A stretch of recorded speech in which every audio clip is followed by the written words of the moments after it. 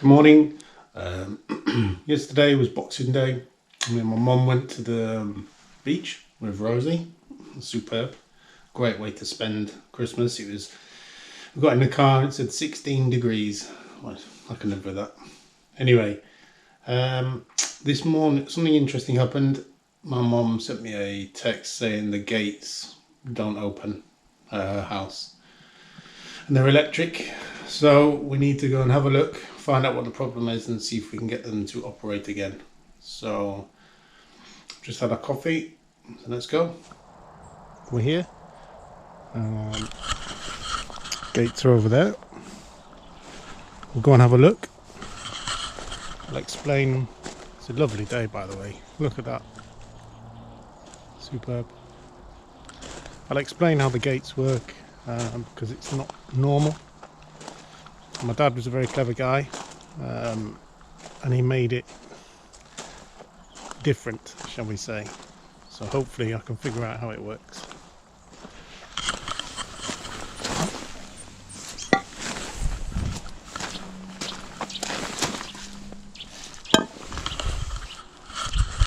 So at the moment they're on manual, which means the motor's not locked. See that? You can just open and close them, no problems. So what I'll do is I'll lock the gates and we can see what happens when we try and activate it. To activate it, there's a few ways to do that. You have like a little clicker.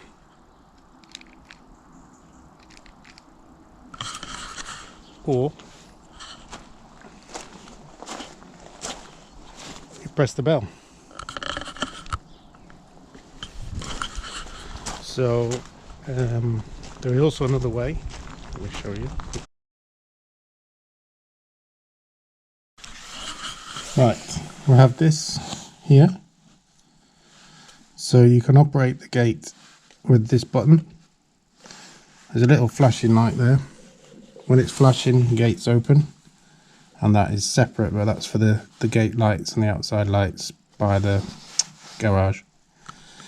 You can have it so that it can only be operated from here with this button, or you can have it for house and gate, which means it can be operated by pressing the bell at the gate and the gate automatically opens, but then when you're in the house you switch it to house on its own.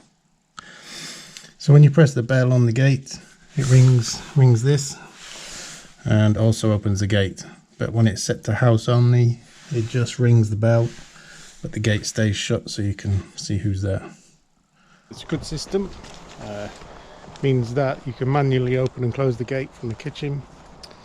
But it means if you, for example, you've got people coming, you know they're coming, or you want a delivery driver to come in, you know it's coming. You set it to house and gate, so when they press the bell, it lets you know by ringing the bell and automatically opens the gate, so they think, oh, there's someone here, we can drive in. It's a good system, works really well. Right, let's have a quick look. We need the key for the gate to engage the motors.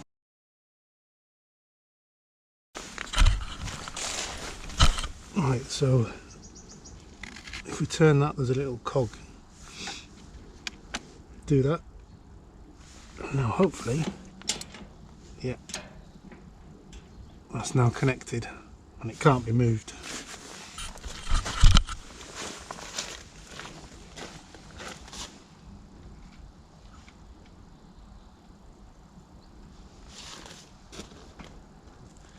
We need to check if the power to the gate is still there, which is in the garage. So here, just while this is going up, here's another interesting thing my dad built. The door here is the only entrance or exit to the workshop, but once the door is down, there's no way, if the electrics or anything fails, there is no way to open the garage door, because there's no windows, no doors, nothing. So my dad wanted a way of having a backup system to open the door just in case it fails. So he came up with this, which works perfectly. Yeah, I don't know if you can see.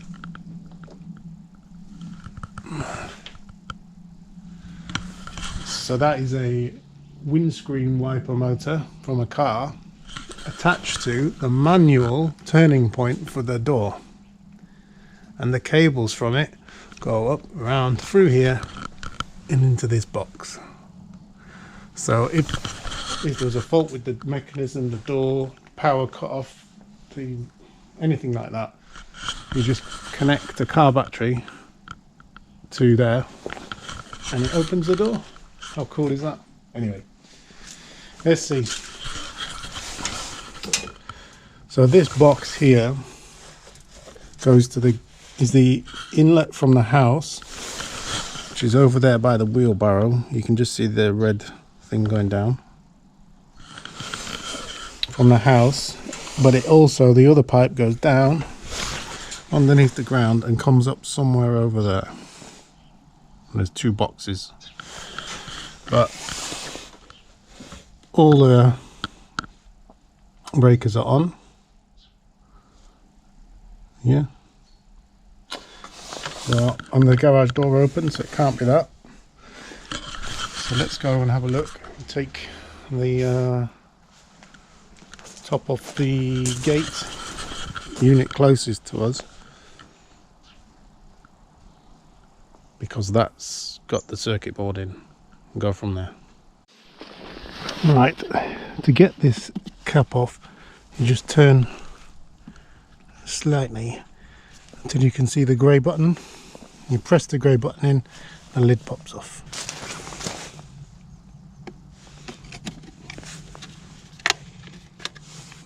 And this is the main circuit board. There's some batteries, I think, in here. Yeah. And then on the back, various connections. So that's the antenna or aerial. That's open and close from the house. So when that switch is made in the house, it opens and closes. And then here are the two motors, 1, 2. Motor 1 is this one here. Motor 2 is these two here. I'm assuming this actually goes down through this cable into this box, through this box, across and up into that box. Now it's worth noting we have a flashing light. So the first thing we'll do is find out what that flashing light means. To be honest, it's the first proper time I've been in the workshop, so anyway, needs tidying and all that kind of stuff, but when spring comes around we'll get to it. Hey, look at this, handwritten December 2016. Wow. Here's all the circuits.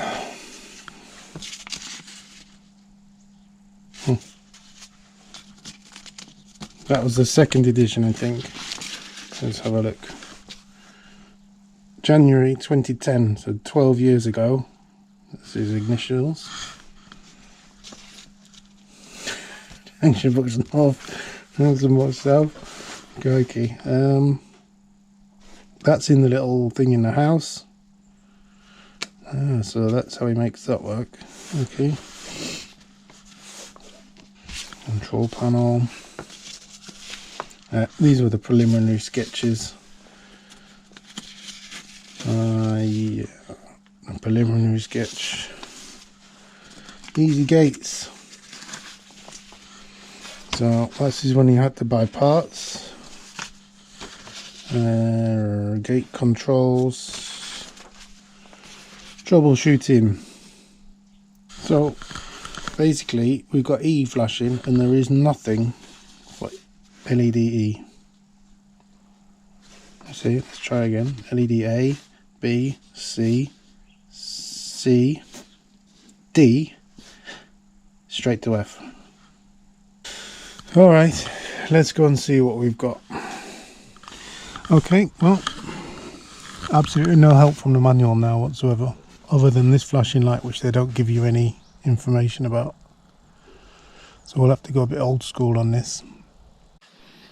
Right, let's do some measurements first of all. Nope. So no power going to the motor, or indeed that motor. So as everything seems like it should be in here, I'm going to have a look inside the other one first, see if there's anything obvious with the motor.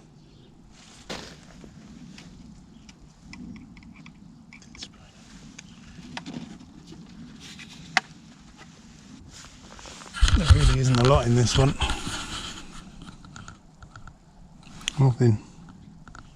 Shall we have a look in the box as well? Let's have a look.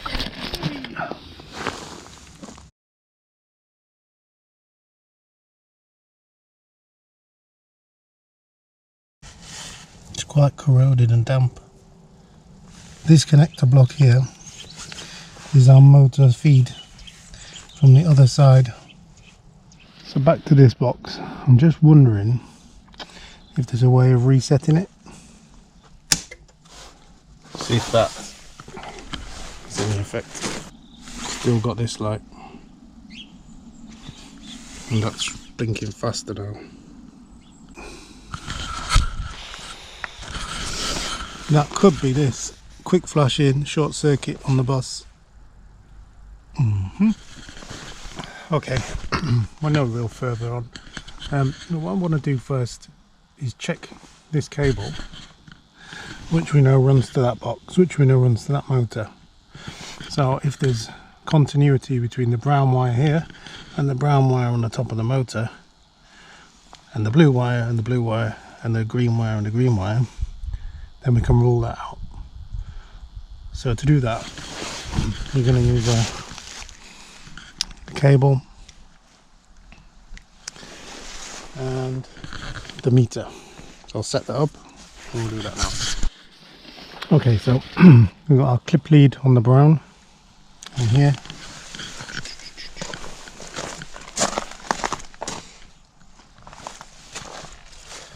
To the meter, and then we have this.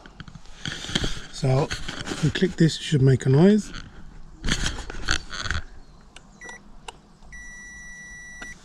Okay.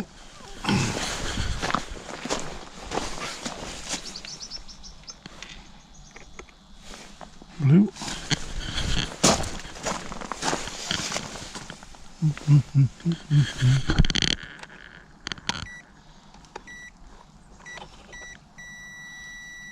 Okay, so we can discount the junction box being the problem, or the cables, because it comes straight to here. So I've unplugged the motors, so I'm going to reset it again and see if this light stops flashing. No. Oh, I heard a click. Now we've got another light. Everything okay? That's very useless. It seems to be operating.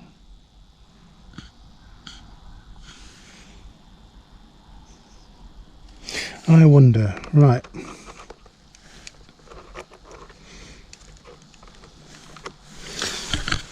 I know that this gate opens first.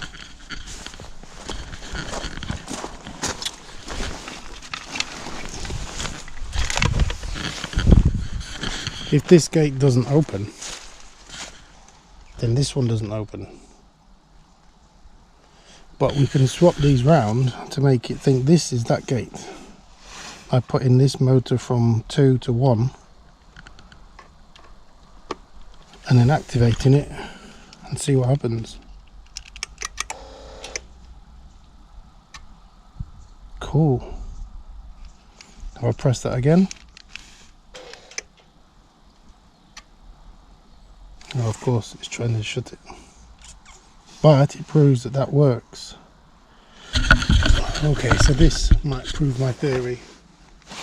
So at the moment it's not showing any real voltage. That's 264 millivolts. It's just can be picked up through induction. It's nothing. Count that as 0. I've put the meter in place of the motor on the other side.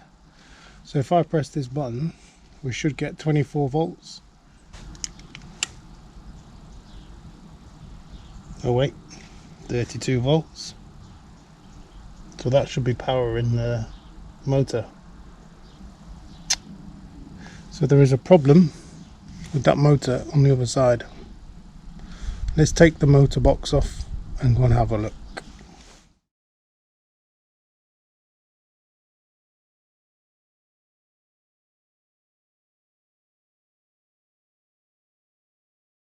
Okay, it's been a long time since we've been in the workshop.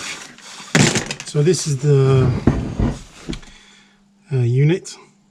We want to get past all this plastic, get in there and see what's going on.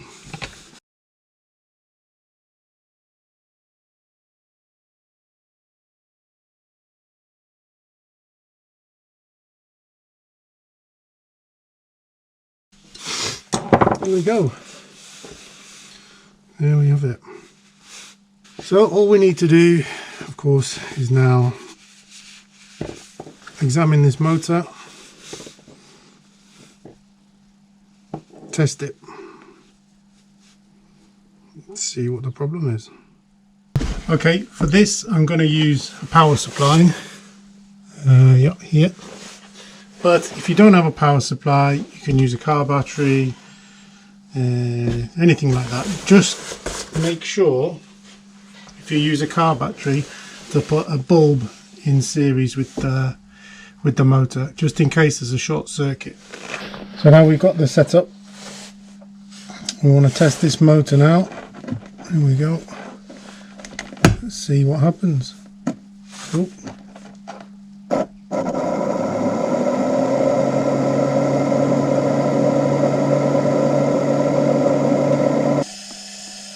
That's pretty much what it's supposed to do. Okay, so the motor clearly works.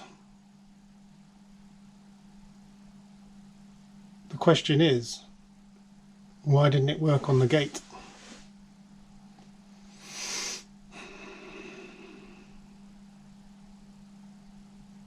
Why didn't it work?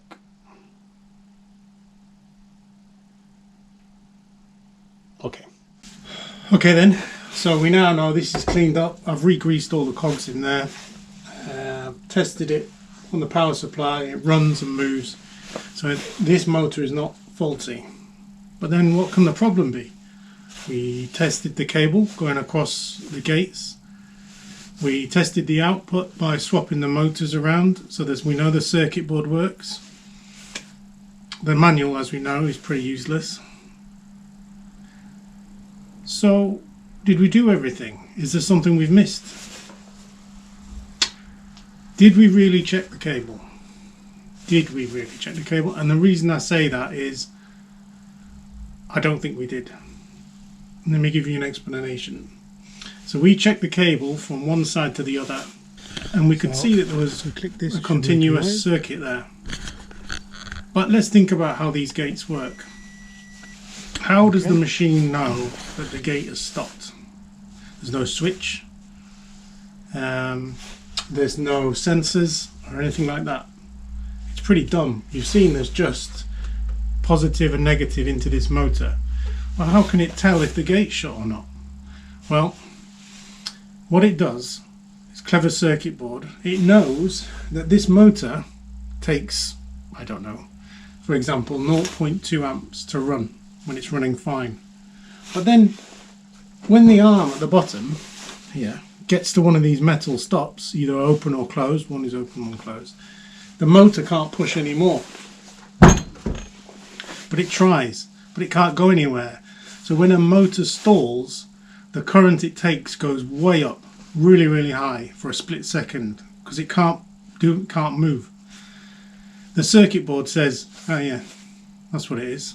It's shut or open because there's a massive amount of current going through it. So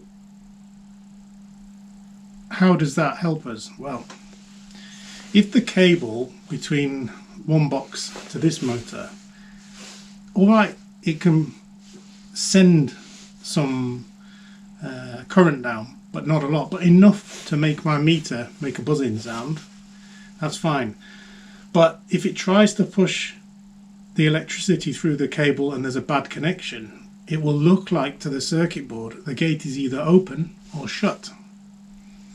So it wouldn't produce any error message, and we weren't really getting an error message. If you remember, it was just saying everything's okay, everything's okay. But it would think that it was either open, shut, or in between, etc, etc. It wouldn't know where it was and it wouldn't work properly. So I'm a bit embarrassed, because normally on YouTube you think, oh yeah, you're just taking loads of goes at it and just showing you the best take. Well, in this case, it's not what's happened. I should have done this earlier when this was still on the wall, and just run a new cable from that box to the other box, from the north to the south, bypass the cable that was there and see if it worked. If it works, then we know it's the cable. So I haven't looked and I haven't checked, but what we're going to do is measure the resistance of the cable, and all the cables that go into here should have virtually no resistance because they're copper cables. If we find all of them or one of them with a higher resistance, then I think that would show us our problem. So what I've done is just connected the earth to the live, so it's just one big loop, so we can measure the resistance of the earth and the live combined. So let's go and have a look. So here we go, should be able to see there. When you've got a continuous circuit, it's very, very low resistance, 0.1 ohms. So if we measure the live and the earth, 0.5. I don't know if you can see that. If you want to hold it on tight, because obviously as you move it around, it changes it. 0.4, 0.3. So that's what we'd expect from a cable that's connected well. So instead of earth and live, we do earth and neutral, if it comes up with anything. So neutral and earth, 75 ohms. So my money is on that there is a fault on the blue, because we know the earth worked with the live. The earth with the blue is way high, so there's some form of resistance. We can double check this and see if this is the problem by getting the motor and plugging it in to the other machine and see if it works with a new piece of cable.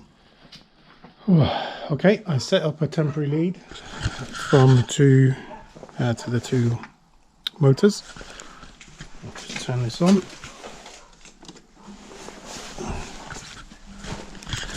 I've also set the gates up midway and locked the motors, so we can start by doing the procedure to work out where the gates start and stop, because we've moved that motor around a little bit. So let's start it and see if it works. If both gates work, it's the cable. Okay, start the procedure.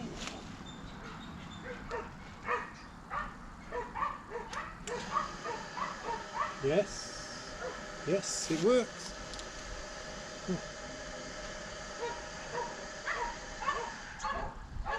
Oh, that doesn't sound good.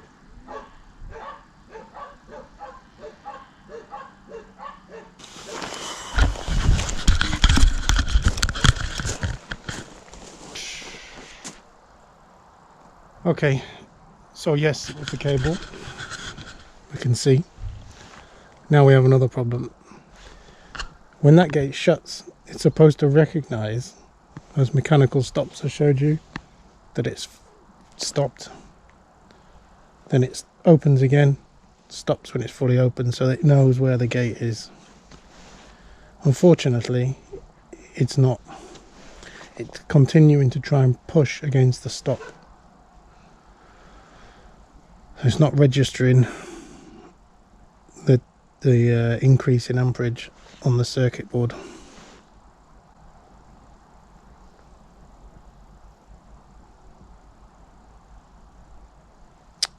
Oh, it's just another problem. So we've found out what that initial problem was, but now we've got another one. Okay, well, that's not good news.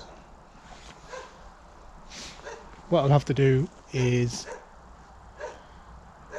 have a look at the circuit board on top of this unit here and do some research on why that's not registering the stops on the gates.